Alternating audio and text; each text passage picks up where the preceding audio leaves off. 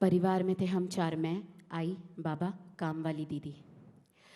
मुझे दीदी के पास से रखा गया तभी से। When I and Baba thought I be safe and दीदी के हिस्से का शील बी पेड बदले में मुझको संभालेगी every day. Anyway it was sadder than jail any day. Funny है, डोंट इवन स्माइल, ये मेरे बचपन की स्टोरी है, not such a fairy tale. जब ऑफिस जाते आई बाबा तो घर पे एक मेहमान चुपके से आता। वो मुझको तो बाहर बट दीदी को अंदर के कमरे में जाके सुलाता। भोले थे आई बाबा, न शक किया, बोले वाए बौदा। और मैं बस चार की थी, ये चीज़ें मेरे पल्ले पार की थी।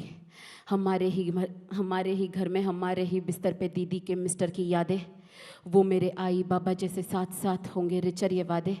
उन दोनों के रास्ते में मैं ही थी जब जब वो पास में थे। वो बोला शटर माउथ तब शाउट लाउडर हिटर दिखा दे। फिर मुझको डरा ने पूरी आफ्टरनून मारा मुझे सर फोड़ा रंगे खून से हाथ और आंखों से बोली बस एक ही बात, मम्मी को बताना नहीं।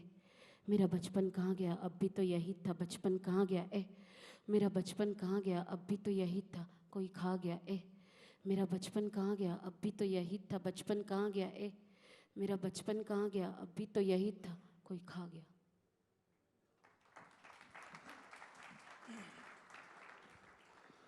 बचपन से बड़े हुए एसएनडीटी कॉलेज पहुंचे, मास्टर्स किया लिटरेचर में और इसी सिलसिले में एक रोज़ डेटिंग ऐप पर भी पहुंचे। डेटिंग ऐप पर आपको अच्छे और बुरे लोग मिलते हैं, आई होप, लेकिन आपको करियर काउंसलर मिल गए। क्या सलाह दी उन्होंने? तो मुझे ये आदत थी क्योंकि जब से मैंने राइटिंग स्टार्ट की थी तब से मैंने अपने सारे दोस्तों को, मेरे परिवार वालों को, सबको ऑलरेडी परेशान कर दिया था हर चीज़ सुना सुना के कि आज मैंने ये लिखा, आज मैंने वो लिखा है। और लोग एक पॉइंट पे आके इरिटेट हो गए थे क्योंकि मैं बहुत ज़्यादा लिखती थी, बिल्कुल ही कोई काम धंधा नहीं था मेरे पास लिखने के अलावा। तो सारा दिन लिखती थी और सारा दिन वही सुनाती रहती थी। तो मेरे ज़िंदगी के जान पहचान के लोग तो एग्जॉस्ट हो चुके थे। तो इसीलिए मैंने डेटिंग ऐप की को चुना कि वहाँ पे बहुत नए लोग हैं और उनके पास बहुत टाइम है क्योंकि वो डेटिंग ऐप पे है। तो वो सुन ही सकते हैं। तो उनको सुनाना शुरू किया डेटिंग ऐप्स पे। एंड उनमें से ही कोई हसल का फर्स्ट सीज़न शायद उन्होंने देखा था तो उन्होंने सजेस्ट किया कि जिस तरह का रैप तुम लिखती हो वो टीवी पे आने लायक है, तो आ जाओ। तो मैं आ गई। ये इतना सिंपल नहीं था। 60 डेज की विंडो थी ऑडिशन के लिए फॉर्म भरने की और ये रोज़ फॉर्म भरती थी जब तक कॉल नहीं आ गया। तो जब से मुझे पता चला कि ऑडिशन स्टार्ट हो गए हैं, उस दिन से लेके जब तक ऑडिशन ख़त्म नहीं हो गए और मुझे कॉल नहीं आ गया, कंफर्म नहीं हो गया सब, हर दिन मैं 4-5 बार वो फॉर्म भरती थी ताकि अगर एक आध बार में मिस हो रहा है, रोज़ उनको कम से कम मेरा नाम 4-5 बार दिखे तो मैं हो ही जाऊँ सिलेक्ट। तो मैं रोज़ भरती थी फॉर्म 4-5 बार। ये आप जिस प्रोफेशन में हैं जिसे रैपर कहते हैं, उसमें एक टर्म बहुत यूज़ होता है, डिस करना। थोड़ा इसको एक्सप्लेन करेंगे क्योंकि आपका डिस से रिलेटेड गाना बहुत वायरल हुआ है। हाँ, तो उसकी भी आयरनी भी आपको बताऊंगी।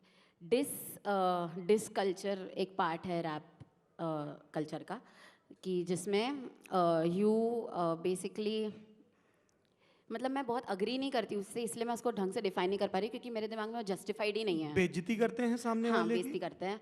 तो वो कल्चर मेरे इसमें जस्टिफाइड नहीं है, मेरे माइंड सेट को मैच नहीं करता। तो मैं उसको जस्टिफाइबल वर्ड्स में नहीं बोल पाती हूँ। हाँ, लेकिन बेइज्जती करते हैं जिसमें और मेरा गाना जो वायरल गया था वो उसका कॉन्सेप्ट ये था।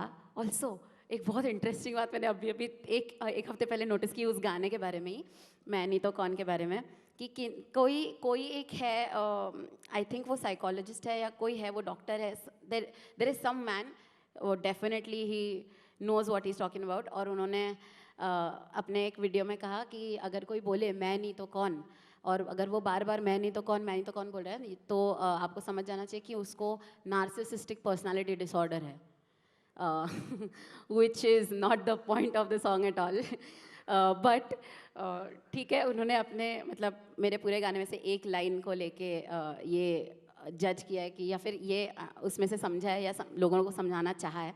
But if you listen to the entire song तो आपको समझ आएगा कि उसमें का सटायर क्या है। उसमें जो मैं कैरेक्टर प्ले कर रही हूँ वो मैं कैरेक्टर प्ले कर रही हूँ, मैं एक्चुअली में ज़िंदगी में हर जगह मैं नहीं तो कौन नहीं करती हूँ। इवन दो हो भी सकता है वैसे, लाइक व्हाई नॉट, बट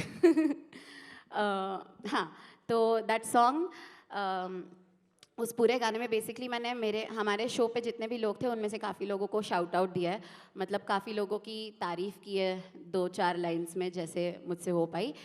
और आई ट्राइड टू शो कि ये डिस कल्चर हाँ रैप सीन के लिए ज़रूरी नहीं है।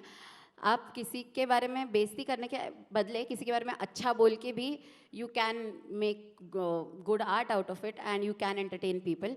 वो पॉसिबल है और वो हो गया पॉसिबल, देखा।